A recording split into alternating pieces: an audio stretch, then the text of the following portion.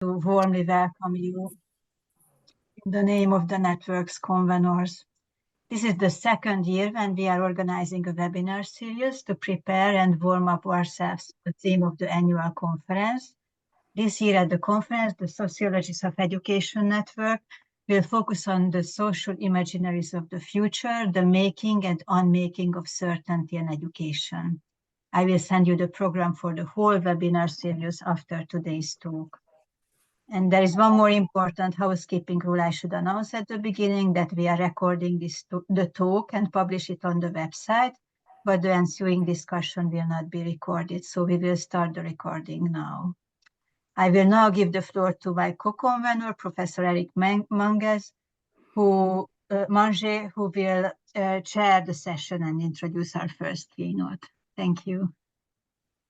Thank you very much, Esther. Good afternoon, everyone. So welcome to this first seminar. My name is Eric Mange. As Esther said, I'm one of the co-conveners of the network, Sociologies of Education. I will be chairing the session. Maybe before we start, I would like to thank you, Esther, for all the work that you've been doing as a convener, main convener of the network for a number of years already, and all the work also involved in preparing the seminar series. So thank you very much for doing all this for us. So for our first seminar, we will have a presentation by Kristiina Brunila.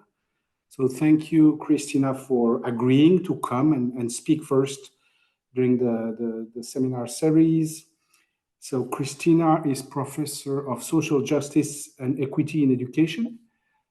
She's a sociologist, policy researcher, feminist scholar who has been interested in the relation between education and inequalities for over 2 decades. Kristiina is based at the University of Helsinki, where she's the director of a research group called Agora, which focuses on the study of social justice and equity in education. So Kristiina's presentation will be followed by a discussion. So Kristiina will take maybe 35-40 minutes to present her work and her paper, and then we will have a discussion, and we'll have time until 3:15 Central European Time. So I'm asking you, if you have questions, maybe to write them already in the chat during the presentation, and then afterwards we can go over the questions and maybe give you a chance to speak about the questions that you have written in the chat. But it would be nice to already have the key ideas of your questions written down in the chat. So yeah, as Esther said, only the presentation is recorded. The discussion that will take place afterwards will not be recorded. Okay, so I will now give the floor to Kristiina for a presentation about 35-40 minutes. Thank you again, Kristiina, for agreeing to speak first. The floor is yours. Thank you, Eric, and I want to greet all participants. I'm here located in the most southern part of Finland, in my home office in the middle of nowhere on the countryside, about 50 kilometers from Helsinki, and it's quite wintry here still, unfortunately, in Finland. Let me see if I get the technology working. Just a moment.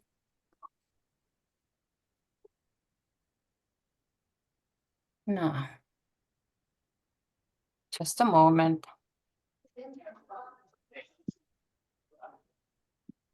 Yes. Yes, It's working? it's good. Yes, it does. This is always the most exciting part. So, yes, I want to start by thanking the organizers of the Social Imaginaries of the Future webinar, and also for kindly inviting me to discuss our research results related to future making in education. And for those who do not know me, just shortly about my affiliations. Here is shortly about my perhaps key research areas. I am sociologist, social scientist, keen on studying what's going on in our society, and also more globally, and how this shapes education and vice versa. And at the University of Helsinki, where I work, I serve as a director of our Agora, an international research center focusing on social sciences in education and examination of social justice and equality within the realm of education. And in Helsinki, we have a vibrant research community of over 40 scholars who are tackling questions related to social transformations, governance, education, human rights, democracy, and the relation between education and inequalities. I also always mention our Agora community because we warmly extend our hospitality to scholars from all over the world. And over the years, we have had many brilliant visiting scholars from different parts of the world, and we would like to continue that. And within our Agora Center, we have a research project known as shortly as Future Ed, with a primary focus on comprehending ongoing global and local transformations in education. And over the years, in collaboration with rather extensive national and international network of scholars, we have scrutinized together future trajectories of education. And it's these findings from this research initiative that I will talk about today. And here are our colleagues from Future Ed, who I want to give thanks here, because together with this brilliant group of scholars, we have scrutinized these thoughts that I will share with you today. And also, here's a list of publications that I think are the most relevant to my talk today. And if you are interested, I can always send them to you by request. I talk about these issues also because our findings have served as a sort of like a wake-up call for us as they underscore profound transformations underway in education. And these findings hopefully reveal that education is undergoing substantial changes concerning its objectives, curriculum, pedagogical approaches, and its underlying concept of human nature. Education is a political arena in which different interests, of course, engage and compete. And it matters what actors and discourses and ideologies, agendas and practices operate in the educational field. Since taken together, they set the rules for educational organization and curricula, the teaching profession, students, and in the end, the whole society. And I will start by a couple of extracts. Might be familiar to you, I don't know, but I think these are quite interesting to start with. They are both from OECD. In the first decades of the 21st century, many actors and stakeholders have urgently argued that education needs to be transformed in order to meet the demands of rapidly changing technologies, new skill demands in the workplace, and to foster equity, social cohesion, and global citizenship. Implicit in these demands and expectations is the aim to realize every individual's potential. 21st century education requires teachers, environments, technologies, educational content, and pedagogical practices that can help learners attain that goal. And the second one goes, the future's thinking offers ways of addressing, even helping to shape the future. It's not about gazing into a crystal ball. It illuminates the ways that policy, strategies, and actions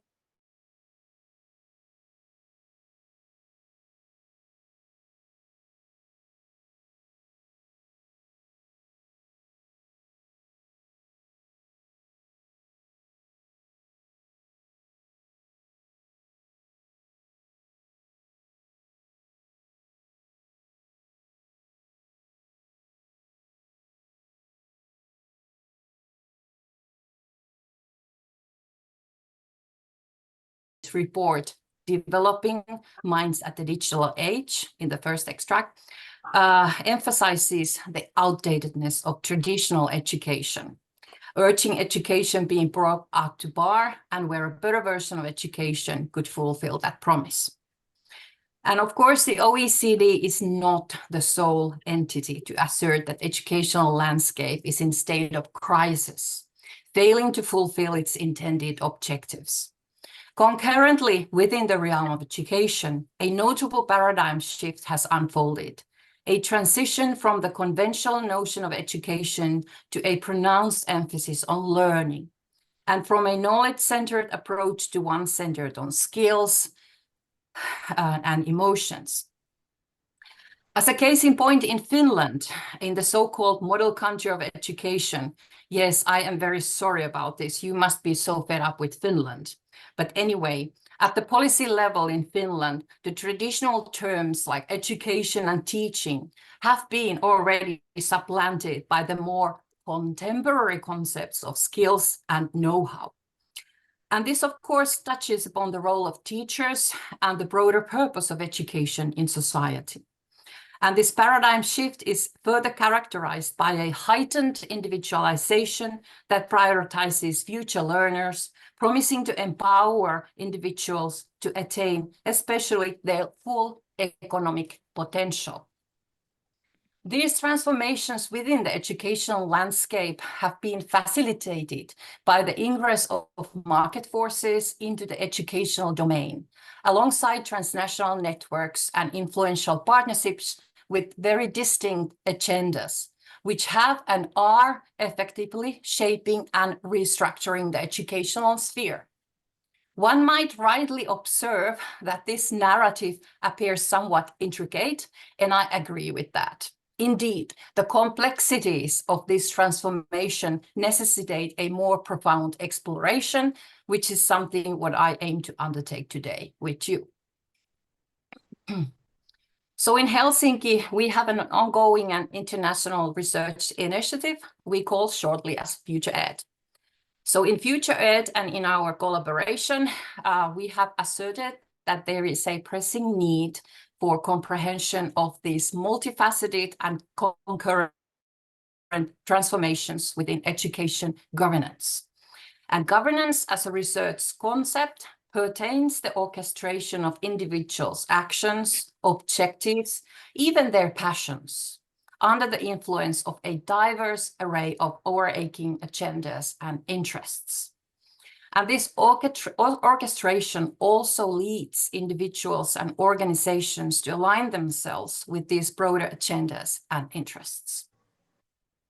Today, I'm also providing you with a research-derived tool that will hopefully enhance our comprehension of these ongoing developments. We noticed quite soon that we do not have a sufficient conceptual tool to talk about these significant transformations together, so we had to come up with a new one. And this tool is a conceptual framework known as Precision Education Governance, a PEG, as we call it shortly, a concept I will delve into shortly. This might be pretty clear to everyone, but I still want to address this. The importance of conceptual thinking cannot be overstated, as it serves as a pivotal component in addressing complex issues by dissecting them into a more understandable elements. It aids in identifying patterns, connections, and relationships among various elements, offering hopefully a structured lens through which we can critically analyze phenomena. I also say this because I often feel that in educational sciences, we could be much more rigor with our conceptual thinking.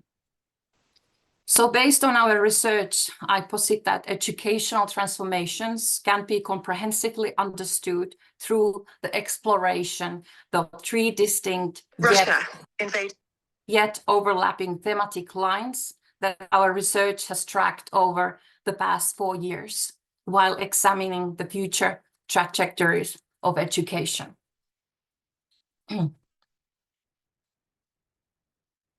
So So these are the configuration of education policy within globalized and localized networks, encompassing multiple stakeholders and agendas. Secondly, structuring of educational enterprises, which encompasses digitalization, datafication, privatization, and marketization, a lot of sessions of education, and the configuration of behavior and life sciences, including learning sciences, in relation to education. Although on the surface, these three thematic lines may appear disparate, they still share many common objectives, generating shared ideas concerning education, humanity, and establishing norms for the envisioned and desired future of education. And I will now provide a very brief overview of these three lines, but I also want to say that our publications offer much more comprehensive analysis of each. I also want to say that all these three lines have been studied and are studied somewhere and somehow by different fields of research, but they have not yet been brought together sufficiently. And this is what we have done, because it's extremely important to understand a wider picture of these transformations that are taking place in education. The first thematic line elucidates that educational transformations transpire within expansive transnational networks composed of global and local entities, each pursuing their distinct interests and agendas. Intergovernmental organizations like the OECD, UN, World Bank, ILO, and within Europe, of course, EU, engage in what is commonly referred to as soft governance or soft policy making. And they employ this approach by delineating norms, standards, and regulations, thereby wielding considerable influence in disseminating information, shaping ideas, and bestowing legitimacy upon specific courses of action. And this influence also manifests in the policy-making processes of individual nation states. I will provide one illustrative example. As we all know, the OECD has emerged as an increasingly influential node within the realm of education. It boasts a formidable capacity to convert abstract concepts such as teaching and education into more quantifiable and measurable indicators, also through its pioneering agenda of the new science of learning. Comparable governance mechanisms are, of course, discernible within the agendas of other organizations as well. For instance, EU operates within a similar paradigm where a significant portion of its educational policy relies on the dissemination of best practices and recommendations. And the governing process hinges on the legitimization of ideas as rational, while branding others as unrealistic or impossible. And this distinction between what is deemed feasible and what is not plays a pivotal role in shaping educational landscape. I move on to the second thematic line and closely intertwined with educational transformations, and probably closest for me in terms of my research interests.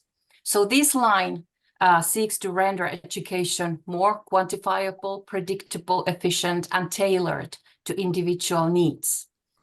Consequently, it's not very surprising that behavior and life sciences, including learning sciences, have gained prominence within the field of education, gradually supplanting subjects like history, philosophy, sociology, policy, cultural studies of education within universities. I'm sure we all have noticed that. These sciences pledge, or their promise is to recognize and address behavioral, psychological, emotional, and neurological responses, such as learning difficulties and behavioral challenges. This paradigm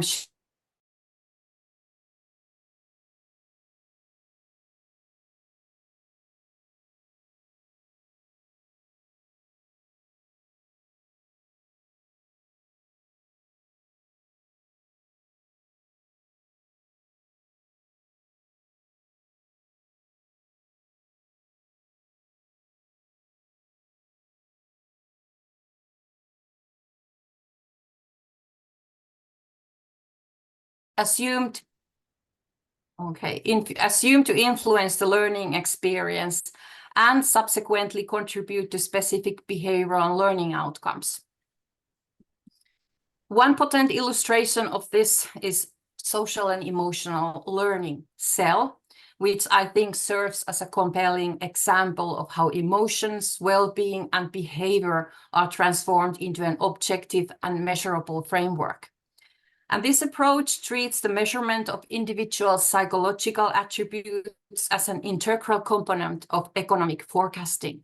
SEL and similar behavioral interventions combine psychometric with economic analysis to collect statistical data about children and young people encompassing their emotions, personality traits, mindset, and other psycho-emotional behavior determinants.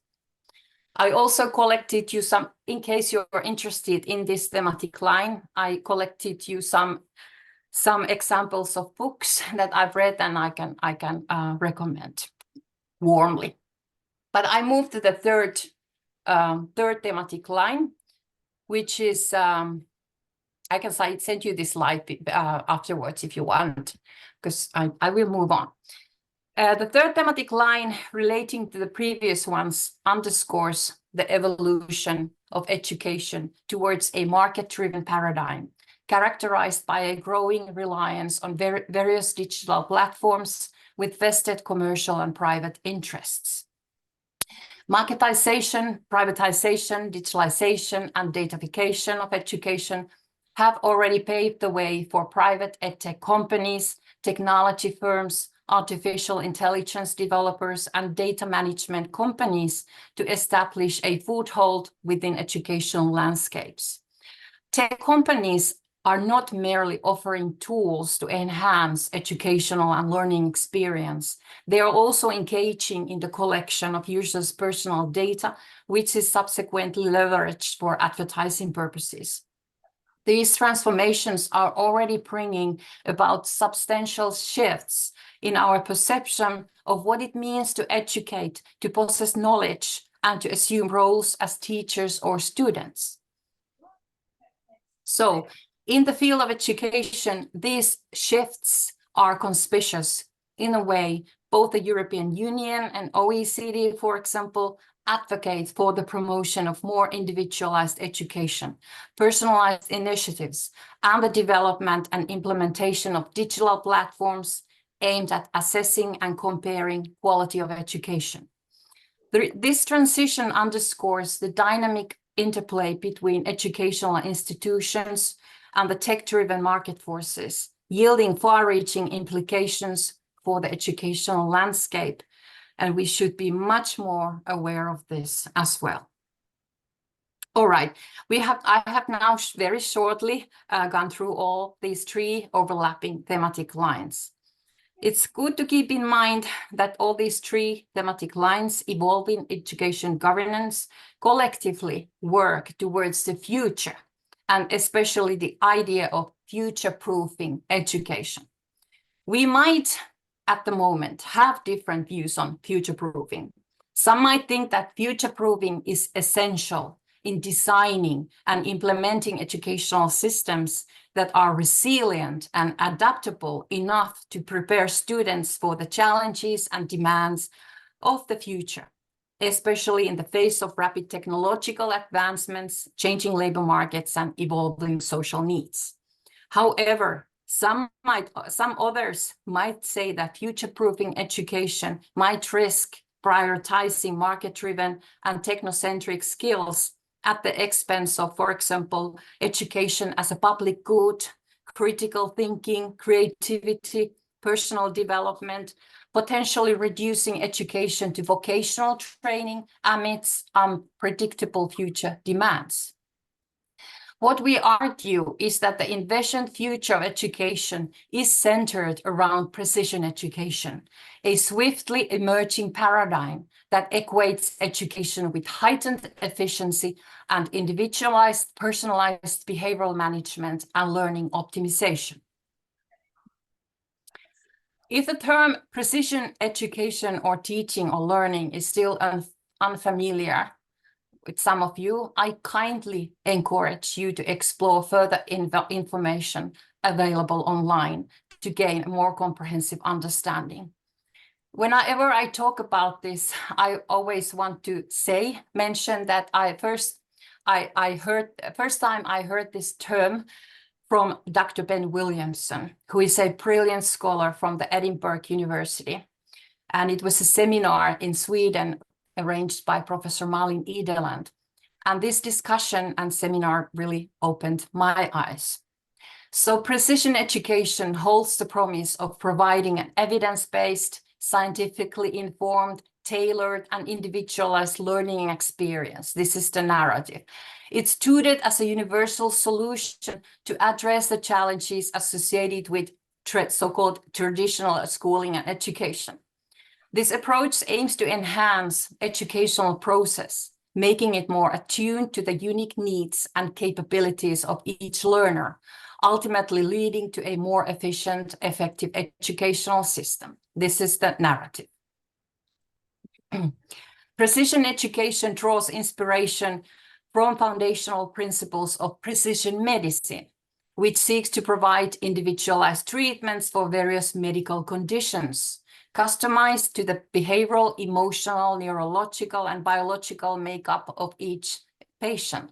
This is also something Ben Williamson has written about. Consequently, precision education can be defined as a concerted effort to accumulate, integrate, and analyze diverse data sources, employing methods such as big data analysis and machine learning. The aim is to extract actionable insights pertaining to education, teaching, and learning, all with a focus on tailoring these insights to the individual learner. A noteworthy illustration of the facilitation and promotion of precision education is the burgeoning alliance between the rapidly expanding edtech industry and the fields of behavioral and life sciences. This collaboration leverages technology and scientific insights to support the implementation of precision education, furthering the cause of individualized and optimized learning experiences. So, when we combine 3 thematic lines with the concept of precision education, we arrive at the foundation for our conception of precision education governance.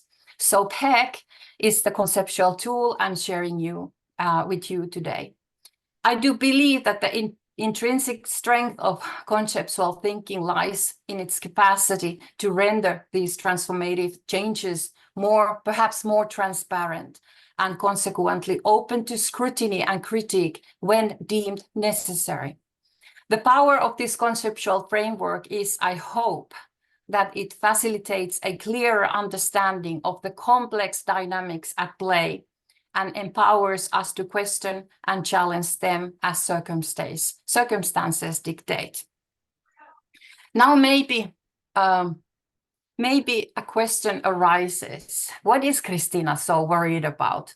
What's the issue with precision education governance? After all, isn't personalized and individually tailored learning a decidedly positive effort? However, we contend that these transformations extend much more beyond mere educational arrangements or future-proofing. As a governance model, precision education governance represents a comprehensive framework that extends across global, national, local networks of educational institutions, regulatory bodies, private and public stakeholders, educational technology, biotech companies, NGOs, programs, various initiatives, such as projects. PEG presents itself under the banner of precision, through which it seeks to enable the assessment, control, and calculation of individuals' learning experiences, thereby shaping human subjectivity quite efficiently. PEG promotes the notion of seemingly neutral framework for assessing and analyzing the efficacy of education, suggesting that issues really related to very diverse contexts could be resolved through the development of improvement measurement tools and standardizations. A fundamental objective of PEG is to manage the present by anticipating the future, with a strong focus on the workforce and future populations. In alignment with the thematic lines I presented to you earlier, PEC shares ideals of a very highly idealized learning subjectivity, devoid of all cultural and societal connections, streamlined for maximum efficiency and individualization, allowing for a choice between personalized and tailored learning options. An argument can be made that despite all these promises, this beautiful, beautiful narrative that it provides, personalized learning is not truly personal, but instead based on preset exercises assigned to students based on their presumed history, grades, and related factors. In the quest to make education marketable, learning standardization is employed, turning the promised student-centered approach into a platform-centered learning experience. And the ideal learning subject is reduced to a collection of quantifiable values, which can be measured, enhanced, predicted, and perhaps also manipulated. Consequently, the purpose of education, well, I don't want to romanticize education either, but the purpose of education shifts from fostering democratic and critical thinking citizens to that of developing human capital. Education is perceived as an investment in future markets and with the anticipation of returns on investment and profits. And now I will check how much time I have. I still have a couple of minutes, right? Okay, so here is a summary. Maybe you can take a gaze. Look, I won't go through it.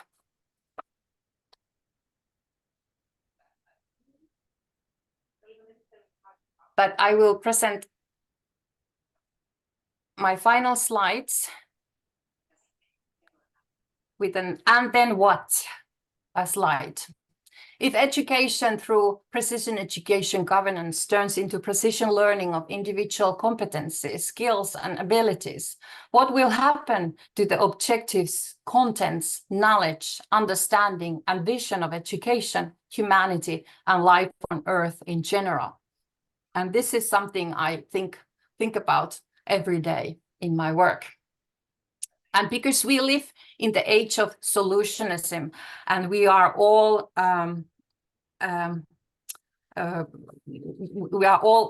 supposed to present solutions in our work, I will present a couple of solutions, some suggestions in the end. The problems concerning precision education governance could be considered as not objects, but products of different practices, policies, and power relations. And therefore, they could be perhaps more negotiable and changeable. Precision education governance, as I tried to show, is economically driven and not delivering what it has promised to deliver. So showing PEC-related false hopes and promises would be crucial while looking more closely at how PEC works and its consequences. And then my final slide is that I think that there is still place for education and educationalists, in case you were worried, but when stripped of romanticism and naivety.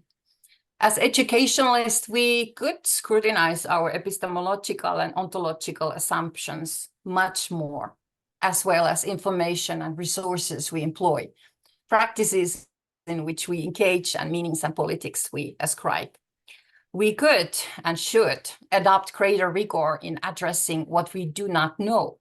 Additionally, be mindful of what we do know and what, for example, edupreneurs may not. Inequalities and privileges in education necessitate moving beyond mainstream and scrutinizing power relations and their consequences, including our own role. And this entails recognizing that our desire to possess superior knowledge may hinder our ability to perceive limitations within these viewpoints, potentially resulting in the perpetuation of the prevailing social, political, theoretical, and methodological status quos and inequalities. So in my final conclusion is that educationalists should focus on educating themselves. So, thank you. Should I stop sharing my slides now? Thank you very much, Kristiina. Thank you very much. I'll stop. Yeah. I think we can, it's good if we see you instead of your slides for the discussion.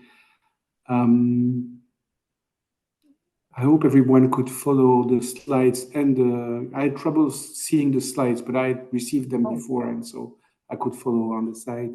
But I know that other participants could actually see the slides, so that's great. I'm not sure whether questions have been raised in the chats, because I'm not sure I can access the right chat. From what I can see in the chat, I don't see questions in the chat, but I might be misleading. I don't know. Jitka, are there any questions in the chat, or if people would like there are no questions in chat.